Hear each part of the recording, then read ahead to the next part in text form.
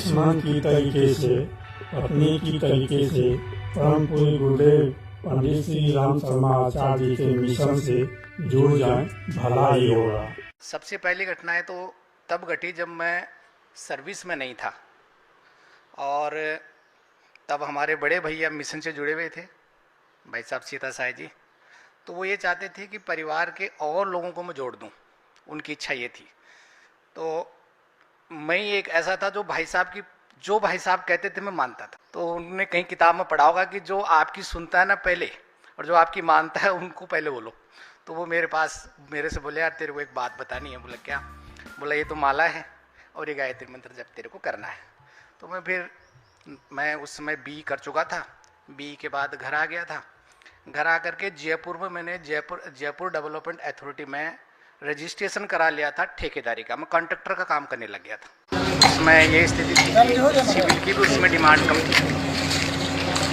फिर मैं जयपुर रहने लग गया, और इसी बीच में RPSC की एग्ज़ाम निकली और वो एग्ज़ाम मुझे देनी थी। तो मैं घर आ गया, वो काम धाम मैंने छोड़ दिया, और भाई साहब से मैंने ये कहा कि भाई मुझे एग्ज़ाम की तैयारी करनी है। तो बोला कर लो, कोई दिक्कत नहीं है। कहाँ करना चाहता है? मैंने कहा मैं घर पे ही रह के करूँगा, मैं जयपुर रह के नहीं करूँगा, घर जैसा माहौल कहाँ है। बोला ठीक है। तो मैं घर रह करके तैयारी करने लग गया। तो मैं कोर्स की किताबें पढ़ता था, और बीच बीच में जब मेरा मन उचड़ जाता था तो भाई साहब ने करीब 700-800 छोटी छोटी किताबें रखी हुई थी, परम पूज्य गुरुदेव की लिखी हुई। तो वो किताबें भी मैं मेरी टेबल पे रखता था और बीच में उसको पढ़ने लग जाता था। तो करीब 4 से 6 महीने ऐसा हुआ होगा कि बाद में वो कोर्स की किताबें तो बहुत कम पढ़ने लगता था, और जो गुरुदेव का साहित्य था 600-700 किताबें वो ने पढ़ी शुरू में। पढ़ने के बाद में फिर मैंने भाई साहब से कहा, मैं कहा भाई साहब कहीं ऐसा भी होता है क्या? आप वीडियो देख रहे हैं इसके लिए धन्यवाद, पर निष्क्रिय मत रहिए, कमेंट करिए। यदि कमेंट नहीं कर सकते हैं तो लाइक ही कर दिया कीजिए। फिर मैंने भाई साहब से कहा, मैं कहा भाई साहब कहीं ऐसा भी होता है क्या कि पढ़ने में मन लग जाए, ऐसी कोई साधना होती है क्या? बोला होती है, शांति कुंज में होती है, ऐसे वो बोले। तो मैंने कहा शांति कुंज में चलूँगा, पर मेरी 3 शर्तें हैं। मैंने उनसे कहा। बोला क्या? बोला एक तो मैंने कहा जल्दी उठने के लिए मत बोलना कि तू जल्दी उठ जा, जल्दी नहीं उठ पाऊंगा मैं, मेरे हिसाब से उठूंगा। दूसरा, पीले कपड़े पहनने के लिए मत बोलना कि पीले कपड़े पहन ले। और तीसरा मैंने कहा कि एक टाइम भोजन करना, ये भी मत। ये 3 यदि शर्तें आपको मंजूर हो तो मैं शांति कुंज चल सकता हूँ। बोला हाँ ठीक है, कोई दिक्कत नहीं, तेरे जचे वैसे करना।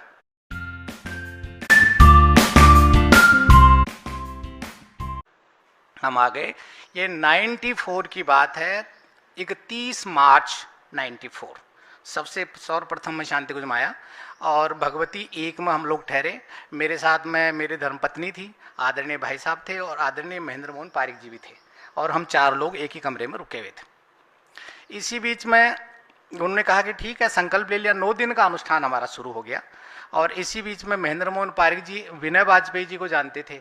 नहीं, वो जो अपने स्वागत कक्ष वाले वाजपेयी जी है ना, उनको, ज्ञान शंकर वाजपेयी जी को, उनको पकड़ के वो ले आए कि बोला भाई साहब आए हुए हैं सैनी जी, आप कुछ उनको समझाइए, कुछ बात करना है तो करिए।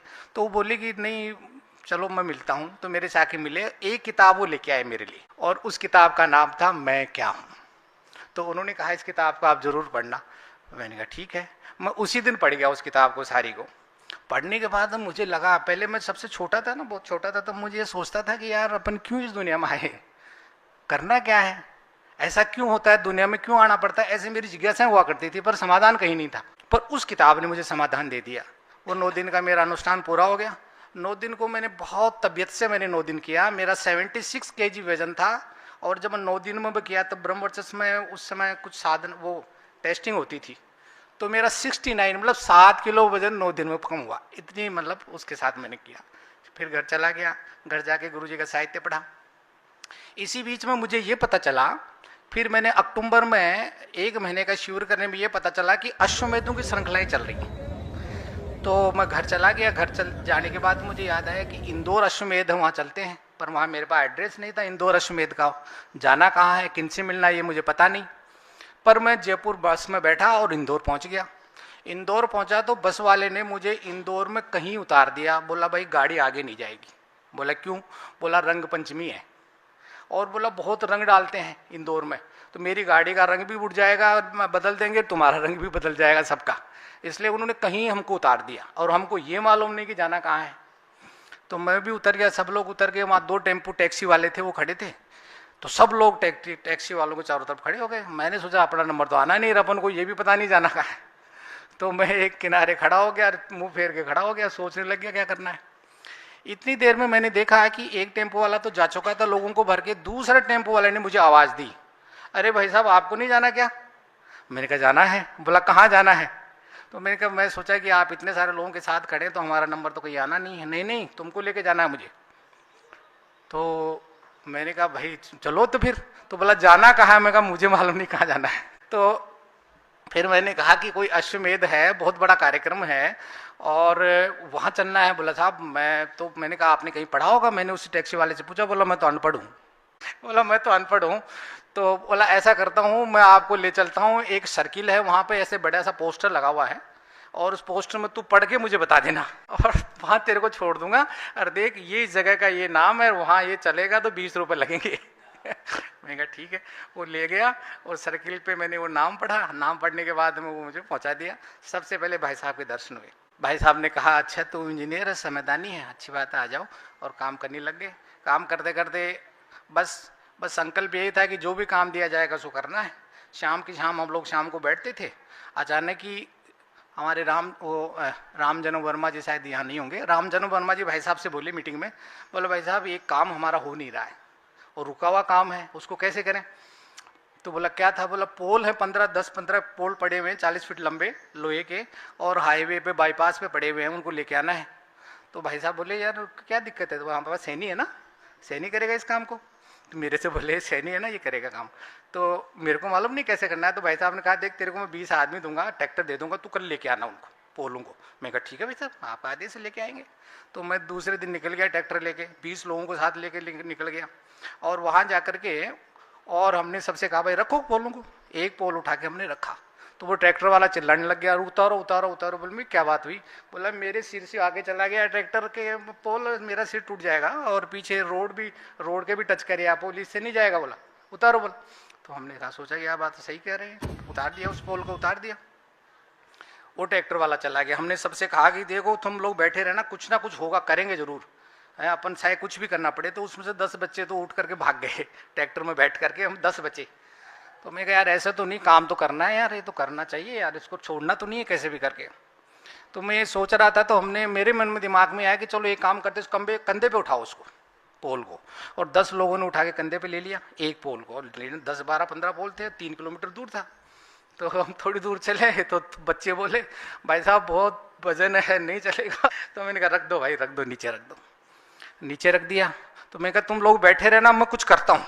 मैंने फिर कहा, मेरे दिमाग में कुछ भी नहीं करने का, लेकिन मैंने कहा करता हूँ मैं कुछ भी। मैं यहाँ से लेकर के समाधि स्थल तक गया तो मैंने देखा कि सामने से एक ट्रक आ रहा है और ट्रक का ड्राइवर सामने से हाथ यूं कर रहा है, रुक रुक रुक रुक। तो मेरे को कोई जानता ही नहीं है, मैं ट्रक वाले से कभी मिला ही नहीं, वो मुझे रुकने के लिए कह रहा है। तो मैं रुक गया और वो मेरे पास आके रुक गए। बता तेरे को क्या काम है, मेरे से बोले। तो मैंने कहा आपको कैसे पता चला कि मुझे काम है? तो उमेश शर्मा जी होंगे, बाबूजी बैठे होंगे, तो वो ट्रक चला के ला रहे थे। तो उन्होंने कहा अरे यार मैं सो रहा था तो मुझे बहुत बुरी डांट पड़ी है। और वे कहा कि उठ, तू सोता रहेगा क्या, काम नहीं करना तुझे? ऐसी डांट पड़ी। बोला जो मैं उठ गया। बोला उठ करके ट्रक में बैठ करके मैंने स्टीयरिंग घुमाया। अब कहाँ जाना ये मुझे ही मालूम नहीं, पर मुझे ऐसा लगा कि इसी को काम है। तो बोला कोई काम है तेरे को? मैंने कहा हाँ काम है यार, ये पोल मैंने कहा रखने हैं उसके अंदर। तो सारे पोल रखे हमने, पोल रखे और पोलों को लेकर के हम और फिर आ गए, काम हो गया। तो उस दिन लगा कि देखो आप तो मन में ये संकल्प ले लो कि काम करना है, काम हो जाते हैं। सबसे पहली चीज जो मैंने यही सीखी कि आप किसी काम के लिए ना बोलो ही मत। तो ये संकल्प मैंने उसी दिन ले लिया और उसके बाद में मैंने किसी काम के लिए ना नहीं बोला। मुझे मालूम था कि काम होना ही है, रुकने तो है ही नहीं। तो ये सब चलता रहा। फिर मैं शांति कुंज आ गया, शांति कुंज रहने लग गया। और इसी बीच में मेरी पोस्टिंग हो गई। तो पोस्टिंग का लेटर घर आ गया और भाई साहब ने गलती से शांति कुंज भेज दिया धर्मपत्नी के पास। उस समय मैं सीता मऊ के कार्यक्रम में गया हुआ था, 251 कुंड यज्ञ की जगह थी, उसकी कोई सर्वे करना था और कुछ प्लानिंग मतलब एग्जीक्यूशन नहीं करना था बल्कि। तो वो जब लेटर आ गया और धर्मपत्नी को मिला तो वो गौरीशंकर भाई साहब के पास गई। बोला साहब वो तो नौकरी करेंगे। अरे बोला उससे पूछ तो ले। बोला पूछना क्या है, नौकरी करेंगे वो। तो वो भाई साहब के रोजाना चक्कर लगाने लगी। तो भाई साहब का फ़ोन है मेरे पास, बोले यार तू आ जा यार। मैं कहा क्यों? अरे वो तेरी धर्मपत्नी ने मुझे तंग कर दिया है यार, तू आ जा मिल ले और मैं किसी दूसरे को भेजता हूँ वहाँ। तो बोला गायत्री माता की जय, भगवान की जय, ब्रह्म गुरुदेव की जय। चलिए, वीडियो के अंत तक बने रहने के लिए धन्यवाद। आज बस इतना ही। ओम शांति, ओम शांति, ओम शांति।